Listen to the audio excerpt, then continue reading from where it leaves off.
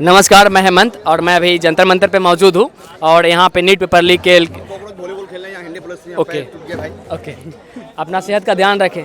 NEET paper leak के मुद्दे को लेकर के प्रदर्शन चल रही है और आइए इस बारे में कुछ लोगों से बात करते हैं, कुछ लोगों से जानकारियाँ लेते हैं कि क्या आखिर क्यों वो शामिल हो रहे हैं इस मुद्दे में और कैसे इस प्रदर्शन को आगे बढ़ा रहे हैं, कैसे बल मिल रहा है। तो आइए यहाँ पे भैया मौजूद हैं, इनसे बात करते हैं। नमस्कार भैया। नमस्कार भैया, आप बताइए, आप कहाँ से, आपका नाम क्या है? मेरा नाम मनीष है, मैं दिल्ली से हूँ। दिल्ली से। आप इस प्रदर्शन में क्यों शामिल होना चाहते हैं? शामिल होना चाहता हूँ, मैं शामिल हूँ इस प्रदर्शन। क्यों, ऐसा क्या कारण कि आप चाहते हैं कि इस प्रदर्शन में शामिल होना चाहिए आपको? हमें इस प्रदर्शन में शादी, इसलिए मैं आप अपनी बात नहीं कर रहा, इस देश के हर युवा की और हर सदस्य की बात करना चाहता हूँ कि सबको इस प्रदर्शन में शामिल होना बहुत ज़रूरी है, क्योंकि हमारे बच्चों के फ्यूचर का सवाल है, हमारे भाई हमारे बहन सबके फ्यूचर का सवाल है। क्योंकि अगर शिक्षा व्यवस्था अच्छी होगी तो उनको अच्छी शिक्षा व्यवस्था मिलेगी, आगे जाके उनको वो एजुकेट होंगे और इससे भारत आगे बढ़ेगा, वो भी आगे बढ़ेंगे और घर की व्यवस्था भी सुधरेगी। शिक्षा बहुत ज़रूरी है, अगर शिक्षा ही नहीं मिलेगी उनकी तो वो क्या कर पाएंगे, कुछ नहीं कर पाएंगे उस चीज़ के अंदर। जी, इन्होंने बहुत बेहतर विचार सवाल का जवाब दिया। और मेरा दूसरा सवाल आपसे कि आपकी प्रमुख मांगे क्या है? पहली मांग तो हमारी है कि धर्मेंद्र प्रधान जी इस्तीफ़ा दो, क्योंकि आपके नाकारेपन की वजह से कई बच्चों ने अपनी जान दी है और अभी भी पेपर लीक ये सब नहीं रुक रहे हैं।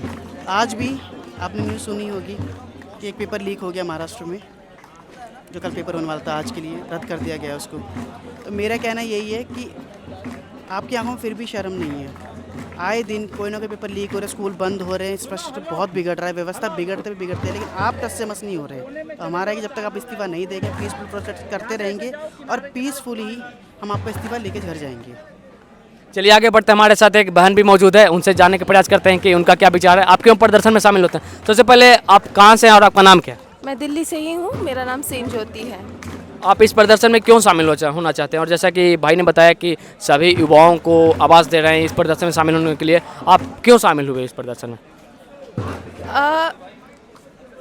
इस गवर्नमेंट में ना काफ़ी सारे फेलियर्स हैं और उसमें से जो मुझे सबसे इम्पॉर्टेंट लगता है वो है देश का एजुकेशन, जो नींव है। अगर बच्चा पढ़ेगा नहीं तो आगे कैसे बढ़ेगा, वो अपने लाइफ में सुधार कैसे करेगा। तो हम ज़्यादा दूर की बात नहीं कर रहे, 2024 से लेके 2025 तक कितने सारे पेपर्स लीक हुए हैं। सिर्फ पेपर्स लीक एजुकेशन जॉब का नहीं हुआ, सिर्फ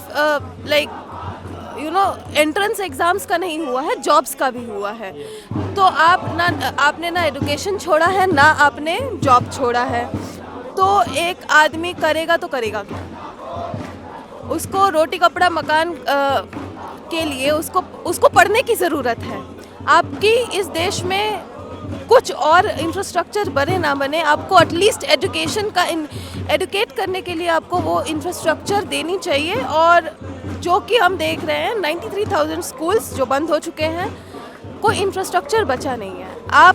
आपका जो मंशा है वो ये देखने को मिल रहा है कि प्राइवेटाइजेशन, प्राइवेट स्कूल्स लाखों में उनकी फीस है।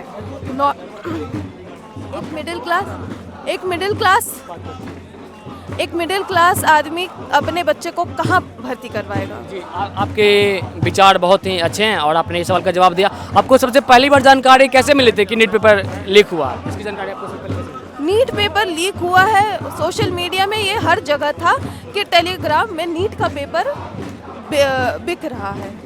आपकी जब आपने सुना कि नीट पेपर लीक हुआ तो आपकी सबसे पहली प्रतिक्रिया क्या रही? देखिए, पेपर लीक इतना नॉर्मल हो गया है कि लोगों के लिए ये बहुत नॉर्मल बन चुका है कि ठीक है, हर साल एक ना एक पेपर लीक हो रहा है। या तो हर साल, मतलब जो एग्ज़ाम्स हर साल होना चाहिए वो 2 सालों में एक बार, 3 सालों में एक बार हो रहा है, हो भी रहा है तो वो लीक हो जा रहा है। जी, चलिए बात करके अच्छा लगा आपसे और आगे हम